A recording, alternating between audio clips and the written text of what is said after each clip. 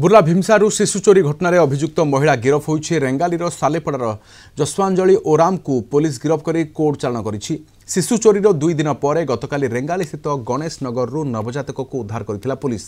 ए घटना अभियुक्त महिला जसवांजलि ओराम एवं ताको स्वामी गोपाल ओराम को अटक रखी पचराउचरा करथिला।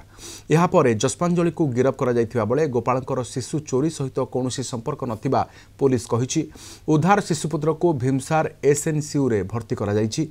गत 26 तारिख अपराह्न भीमसार स्त्री रोग एवं प्रसूति विभाग छत्तीसगढ़ सिरेपाली अंचल सीता देवी दास को शिशुपुत्र चोरी हो जाइथिला।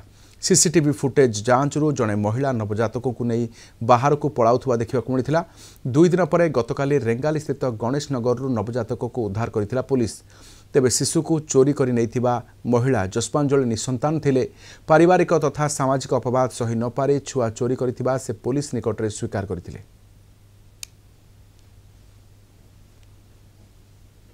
गोटे मार ममता तापरे ओडिशार चिकित्सा पद्धति उपरे विश्वास करके से सुदूर छत्तीसगढ़ रु से आसते बुर्ला हॉस्पिटल को भल की डेलीवरी है कि से शिशु संतान को लेकिन से पुणी रिटर्न हो जाए गाँ को किंतु छुआ को जड़े महिला नहीं जाते आ जोटा को महिला धरा पड़ला परे आम डिटेल स्टोरीटा पाइलु।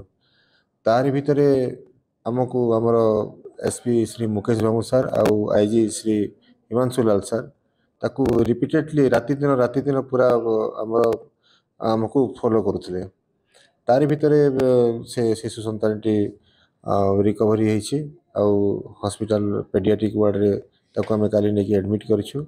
आउ से ता माँ भी ताकू देखिया पे आसते जदियो तांकर सिजरियन होइतिला ता से वार्ड रू आसी शिशु संतान को देखिथिले।